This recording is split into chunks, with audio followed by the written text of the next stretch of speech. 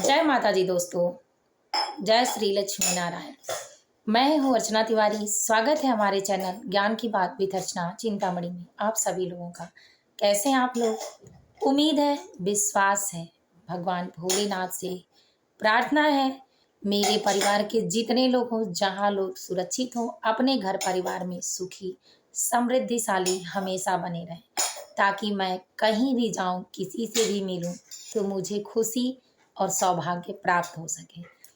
तो चलिए दोस्तों, आज की वीडियो में जानते हैं पुत्रदा एकादशी यानी सावन माह के शुक्ल पक्ष की मनाई जाने वाली पुत्रदा एकादशी कब है, सुबह से शाम तक की संपूर्ण विधि क्या है, तिथि की शुरुआत कब से हो रही है, पारण कब किया जाएगा, इस दिन क्या करना चाहिए और पुत्रदा एकादशी पर तुलसी का महत्व क्यों है, तुलसी के उपाय यानी तुलसी से संबंधित किन कामों को करके आप हमेशा के लिए अपने घर से दरिद्रपना यानी सरल भाषा में मैं ये कहना चाहूँगी कि हमेशा के लिए अपने घर से आर्थिक तंगी जो हो उसको हटाने के लिए उपाय करें। और वो उपाय सरल है, बिल्कुल सस्ता उपाय है। तो आप इन सारी चीज़ों को जानने के लिए हमारे साथ हमारे वीडियो में एंड तक बने रहिएगा।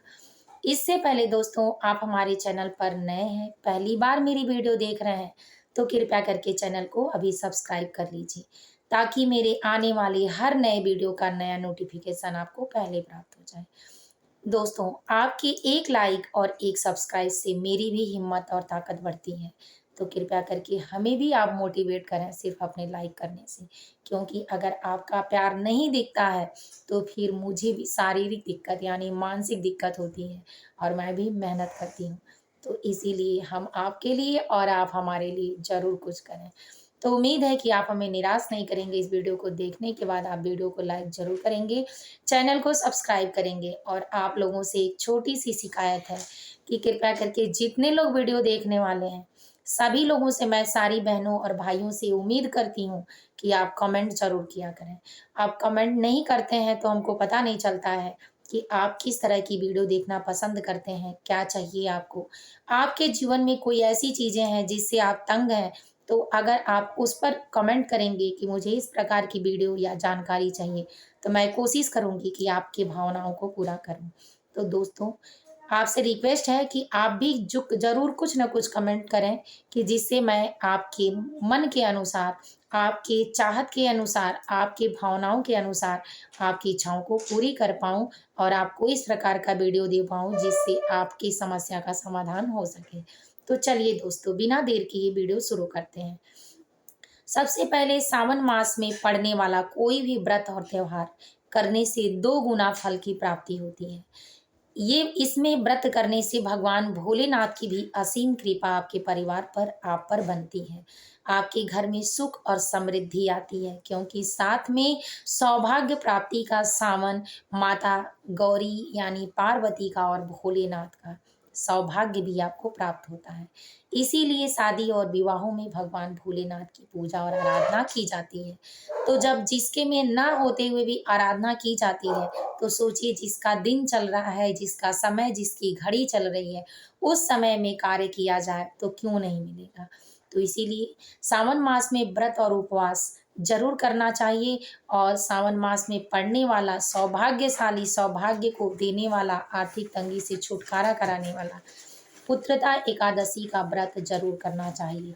जो व्रत इस जो भक्त पुत्रदा एकादशी का व्रत करते हैं, उनके जीवन में सुख समृद्धि खुशहाली आती है, उनकी मनोकामनाएं पूर्ण होती हैं। जो इस त्योहार पर यानी एकादशी पर, पुत्रदा एकादशी पर भगवान भोलेनाथ की भी पूजा करते हैं, उनके जीवन में खुशहाली आती है और आर्थिक तंगी से हमेशा के लिए छुटकारा मिल जाता है, इसके साथ साथ में तुलसी का उपाय करने से। तो दोस्तों, चलिए जानते हैं कि पुत्रदा एकादशी का व्रत भगवान विष्णु को समर्पित है। यह व्रत सावन मास में पड़ने वाला अति उत्तम व्रत माना जाता है। व्रतों में कहा जाता है 108 एकादशी का व्रत करने से भक्त की सभी मनोकामनाएं पूर्ण होती हैं और पृथ्वी लोक में सारे सुख समृद्धि को प्राप्त करने के बाद, सौभाग्य को भोगने के बाद उसको श्री हरि के चरणों में स्थान मिलता है। समस्त पाप जन्म जन्मांतर के कट जाते हैं और नारायण माता लक्ष्मी की कृपा प्राप्ति से वो अपने जीवन में धन धान्य की पूर्ति करके, सौभाग्य की पूर्ति करके मोक्ष की प्राप्ति करता है। तो दोस्तों, इस बार पुत्रदा एकादशी की तिथि की शुरुआत 4 अगस्त दिन सोमवार 2025 को हो रही है। ये दोपहर का यानी सुबह का समय है, जिसमें 11:41 पर शुरू हो रहा है और दूसरे दिन मंगलवार 2025 को 1:12 पे समाप्त हो रहा है। इसके उदया तिथि के अनुसार हम व्रत और उपवास करते हैं, तो व्रत 5 अगस्त दिन मंगलवार को रहा जाएगा। अब चलिए जानते हैं सुबह से शाम तक की विधि क्या है। तो सुबह आपको सूर्योदय होने से पहले व्रत के दिन उठना चाहिए, एकादशी पर या किसी भी व्रत पर। इसके साथ अपने घर की साफ सफाई करके नित्य निवृत्त अपने क्रियाकर्म से होने के बाद स्नान करके गंगा जल से शुद्ध पवित्र नदी में स्नान करना चाहिए। अगर आप किसी कारणवश नहीं जाते हैं तो गंगा जल किसी पात्र में डालकर फिर उसमें जल मिलाकर स्नान करें। इसके साथ आप अपनी पूजा घर की मंदिर की साफ सफाई की विशेष ध्यान दें। उसमें भगवान लक्ष्मी और भगवान विष्णु की मूर्ति स्थापित करें, आसन लगाएं, उनका भोग, आरती, पूजा ये सारी चीज विधिवत रूप से करें। माता लक्ष्मी को कमल का पुष्प, गुलाब का पुष्प जरूर अर्पित करें। इसके साथ आप भगवान विष्णु को पीले रंग का फूल अर्पित करें।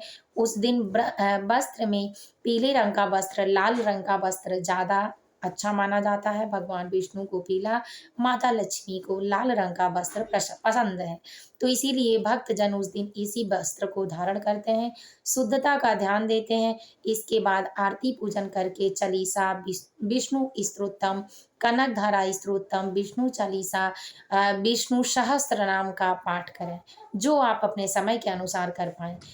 इसके बाद मंत्रों का जाप करना बिल्कुल न भूलें। उस दिन भगवान विष्णु और माता लक्ष्मी के विशेष मंत्र हैं, जिसमें बीज मंत्र भी है। मैं और वीडियो में बताई हूँ, कुछ कारणवश मैं अभी आपको मंत्रों को नहीं बता सकती हूँ, तो इसलिए आप मंत्र हमारे अनेक वीडियो में है, चेकआउट कर सकते हैं, यूट्यूब पे कर सकते हैं। तो मंत्रों का जाप करें, भगवान विष्णु के भोग लगाएं, आरती करें। इसके बाद पूरा दिन व्रत, यानी उस दिन किसी से ज़्यादा मिलना जुलना इत्यादि, झूठ बोलना, चुगली करना, आपके द्वारा किसी की निंदा करना, किसी को दुख तकलीफ होना बिल्कुल ना दें, क्योंकि आपके व्रत का पुण्य जो होगा क्षीण होगा या आपके व्रत का पुण्य पट जाएगा। तो इन बातों का विशेष रूप से ध्यान दें। पुत्रदा एकादशी पर किन किन वस्तुओं को आपको दान करना चाहिए, चलिए जानते हैं। तो इस एकादशी पर आपको अन्नदान में दाल, गेहूं, फल, कपड़े, दही, दूध इत्यादि, भगवान भोलेनाथ की पूजन की सामग्री, इन चीज़ों का दान दे सकते हैं। याद रखें कि चावल का दान बिल्कुल मत करें। इस दिन अपने घर में मांस मदिरा का सेवन, शराब का सेवन या कोई ऐसा गलत काम बिल्कुल मत करें। जो इस व्रत को रहे, उस व्रत में ब्रह्मचारी के साथ यानी ब्रह्मचर्य के साथ ही व्रत उपवास करें। अगर सुहागन महिला है तो या कोई पुरुष वर्ग है तो ब्रह्मचारी रूप से रहें, ध्यान दें। इस दिन शारीरिक रूप से संभोग करना या कुछ गलत भावनाएं मन में लाना बिल्कुल मना ही है। अगर आपको व्रत का पूरा पुण्य चाहिए तो आप इन सब चीज़ों से दूर रहें। दूसरा, इस दिन तुलसी का दान करना बेहद अच्छा माना जाता है। जो लोग पुत्रदा एकादशी पर माता तुलसी का पौधा किसी गमले में रखकर और अच्छे से किसी मंदिर के दरवाजे पर यानी रखते हैं या मंदिर में दान करते हैं, ज़रूरतमंद लोगों को देते हैं जिनको ज़रूरत होती है, तो उनके घर जब पूजा होती है, मंदिर में पूजा होती है, तो अनेक पुण्यों की प्राप्ति होती है। और जब पुण्य बढ़ता है, जहाँ धर्म बढ़ता है वहाँ धन बढ़ता है। तो इन पुण्यों को ज़रूर प्राप्त करें। दोस्तों, मैं एक छोटी से छोटी बातों को आपको इसलिए बताती हूँ कि बिना किसी पैसे के आसान विधि के द्वारा, बारिश का मौसम चल रहा है, इस मौसम में आपको आसानी से तुलसी का पौधा मिल जाएगा। और इस पौधा को 5 पौधा, 10 पौधा दान करने से आप जितने लोग उनको पूजा करेंगे, जितने लोग उनको उपयोग करेंगे, उसके हिसाब क्या से आपको पुण्य की प्राप्ति होगी। बस ध्यान इस बात का रखें कि किसी ऐसे को ना दें जो उसका दुरुपयोग करे और पूजा ना करे, पौधा सूख जाए। बस इस तरह से आप भगवान विष्णु, माता लक्ष्मी की कृपा प्राप्त करें। और इसके साथ दोस्तों, विशेष बात ये है कि पारण आप कब करेंगे व्रत में। तो जैसा कि मैंने आपको पहले बताया कि पारण 1:12 पर मंगलवार को ही यानी जिस दिन व्रत रहा जाएगा उसी दिन 1:12 पर एकादशी समाप्त हो जाएगी। द्वादशी की तिथि में यानी एकादशी का पारण द्वादशी में किया जाता है। सूर्योदय से पहले बिल्कुल पारण नहीं करना है। भले ही तिथि समाप्त हो रही है उसके बाद आप पारण सुबह के समय सूर्योदय के बाद करें। इसके बाद दान दक्षिणा करने के बाद ही पारण करें। तो दोस्तों उम्मीद है कि आप सारी बातों को समझे होंगे और आप ऐसा ही करेंगे। दान को जरूर करें और इस दिन भगवान भोलेनाथ के मंदिर की पूजा अर्चना करने से विशेष पुण्य की प्राप्ति होती है, लाभ होता है। तो आप एक दिन मंदिर एकादशी के दिन जरूर जाएं और अपने समस्त कष्टों को दूर करने के लिए भगवान भोलेनाथ से प्रार्थना करें। क्योंकि एकादशी के दिन केले के पौधे में पूजा करना, तुलसी की पूजा करना, तुलसी को दान देना, भगवान भोलेनाथ का मंदिर में पूजा करना आपके पितृ दोष में बेहद राहत देता है। तो इस बातों को भी याद रखें कि एकादशी के दिन तुलसी के पौधे के पास दीपक जलाना, पीपल के पौधे के पास दीपक जलाना, बरगद के पौधे के पास दीपक जलाना, गंगा तट पर दीपक जलाना, घर के दहलीज पर दीपक जलाना, भगवान भोलेनाथ के मंदिर में दीपक जलाना आपके घर का कुल का दीपक जला देता है। तो दोस्तों उम्मीद है कि ये सारी बातें आपको समझ में आ गई होंगी। तो फिर मिलेंगे एक नए वीडियो में नए ज्ञान के साथ। तब तक वीडियो यहीं एंड करती हूँ। जय भगवान भोलेनाथ और महालक्ष्मी श्री लक्ष्मी नारायण। कमेंट बॉक्स में जरूर लिखिएगा।